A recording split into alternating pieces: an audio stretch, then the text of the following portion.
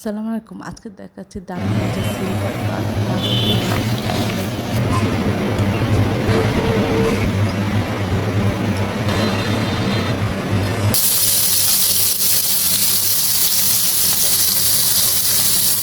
উল্টে অপর পাশ ভেজে নিব।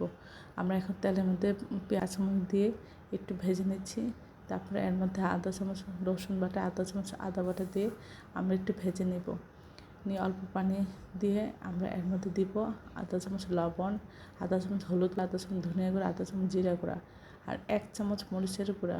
সব কিছু দিয়ে প্রথমে মশলা কষিয়ে নিয়ে তারপরে ঝোল দিব। তারপর ঝোলে ফুটে উঠলে আমরা মাছ দিয়ে দিব। এক পাশ রান্না হলে আমরা উল্টে অপর পাশ রান্না করে নেব। তবে সব কিছু ঠিক থাকলে আমরা এটা নামিয়ে পরিবেশন করব।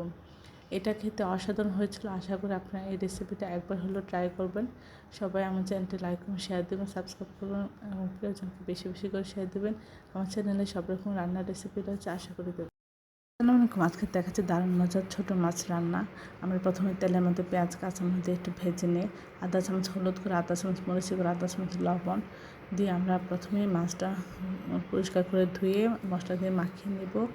তারপরে তেলের মধ্যে মাছটা একটু দিয়ে জাস্ট কয়েক সেকেন্ড একটু ভাজার মতো করে আমরা দিয়ে দিচ্ছি আধা চামচ লবণ, আধা চামচ হলুদ গুঁড়া, 1 চামচ মরিচের গুঁড়া, আধা চামচ ধনিয়া গুঁড়া, আধা চামচ জিরা গুঁড়া। সব কিছু দিয়ে আমরা মাছটা কিছুক্ষণ একটু কষিয়ে নিব। কষানো হয়ে গেলে আমরা পরিমাণ মতো পানি দিব, দিয়ে আমরা এটা জাল করে নেব। যখন জাল করে এটা পানিটা কমে আসবে, শুকিয়ে যাবে, তখন সব কিছু ঠিকঠাক থাকলে আমরা নামিয়ে পরিবেশন করব।